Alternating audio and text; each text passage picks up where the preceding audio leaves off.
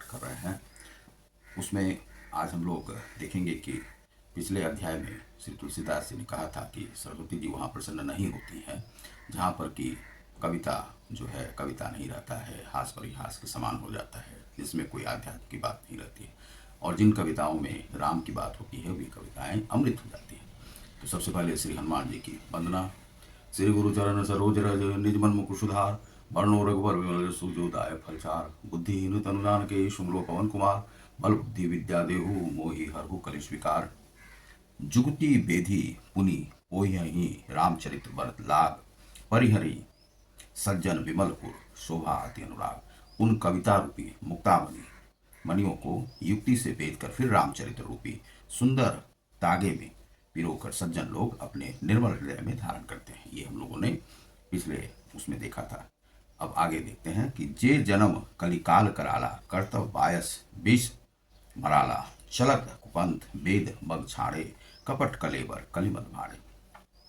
आजकल जो हिंदू धर्म में हो रहा है तो उसी विषय में जो पहले ही श्री तुलसीदास जी ने कह दिया है कि जो कराल कलयुग के जन्मे हुए हैं, जिनकी करणी कौवे के समान है, करणी कैसी है तो कौवे के समान है, और वेश हंस का धारण किए हुए हैं, जो वेद मार्ग को छोड़कर कुमार्ग पर चलते हैं, वेद का कोई भी उनमें लेश मात्र नहीं है किस मार्ग पर चल रहे हैं, जो कपट की मूर्ति और कलयुग के पापों के भाड़े हैं और पाप कलयुग का जो है उन्हें धारण करके चलते हैं।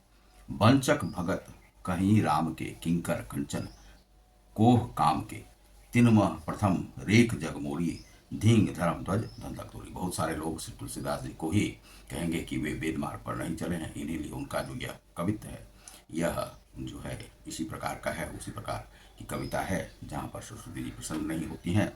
जो श्री राम जी के भक्त कहलाकर लोगों को ठगते हैं, जो धन लोभ क्रोध और काम के गुलाम हैं, और जो धींगा धांगी करने वाले धर्म ध्वज हैं, धर्म की झूठी ध्वजा फहराने वाले दंभी और कपट के धंधों का बोझ होने वाले हैं, संसार के ऐसे लोगों में सबसे पहले उन्होंने अपनी गिनती की, क्योंकि अहंकार उनमें है नहीं लेश मात्र भी, इसीलिए वे ऐसा कहते हैं कि उन लोगों में मेरी पहले गिनती होगी।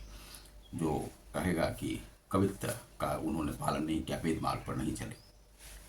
जौ अपने अवगुण सब कहूँ, बाढ़ई कथा पार नहीं लहूँ, ताते में अति अलप बखाने, थोड़े महू जाने ही सयाने। जो ज्ञानी है वे थोड़े में ही जान सकते हैं कि जो अपने अवगुण श्री तुलसीदास जी कहने लगेंगे, बाढ़ई कथा पार नहीं, वह कथा जो है बहुत लंबी हो जाएगी और बड़ा हो जाएगा कि श्री तुलसीदास जी कहते हैं कि मेरा कितना अवगुण है।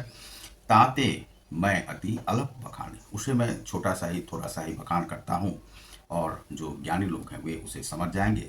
समुझी विविध विधि विनती मोरी, को ना कथा सुनी देह ही खोड़ी, एतहु पर करहि जे असंका, मोही ते अधिक ते जन्म तिरंका। इतने पर भी जो शंका करने वाले हैं वे जो है मुझसे भी अति मति मारी हुई है उनकी, और जड़ बुद्धि है, और इस प्रकार की बात वे करते हैं यहाँ पर, चूंकि अहंकार उनके भीतर है नहीं।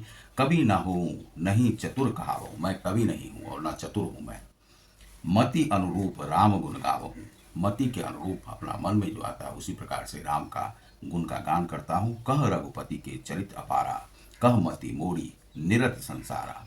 मैं ना तो कवि हूँ ना चतुर हूँ, अपनी बुद्धि के अनुसार ही श्री रामचंद्र जी का भजन कीर्तन करता हूँ। जही मारुत गिरी मेरु उराही, कहूँ तूल के ही लेखी माही, समुझत अमित राम प्रभुताई, करत कथा मन अति कतराई।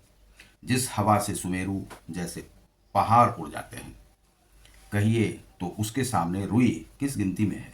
श्री राम जी की असीम प्रभुता को समझकर कथा रचने में मेरा धन मन बहुत हिचकता है। सारद शेष महेश विधि आगम निगम पुराण, नेति नेति कही जासुगुन करही निरंतर गान।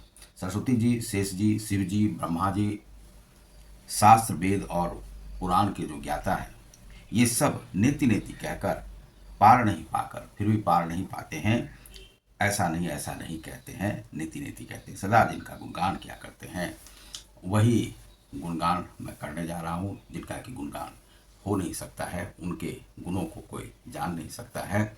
और गूंगे के समान वह मीठे का स्वाद किस प्रकार से कहेगा, उसी प्रकार से श्री तुलसीदास जी कहते हैं। तुलसीदास जी अपना यहाँ पर कह रहे हैं कि उनमें बहुत सारे ऐसे दोष हैं जो सांसारिक, उनका यदि बखान करने लगेंगे तो वह बहुत ज़्यादा हो जाएगी। बहुत सारे लोग जानते होंगे कि तुलसी की कथा कैसी कैसी है। तुलसीदास जी किस प्रकार से अपने जब शादी हुई, विवाह हुआ, तो वे तुलसी देवी से मिलने के लिए किस प्रकार से गई थी, और तुलसी देवी ने उन्हें किस प्रकार से यह कहा था कि जितना तुम प्रेम हमसे करते हो, उतना यदि भगवान से करते, भगवान राम से करते, तो भगवान राम तुम्हें प्राप्त हो जाते। इस प्रकार से उन्होंने कहा।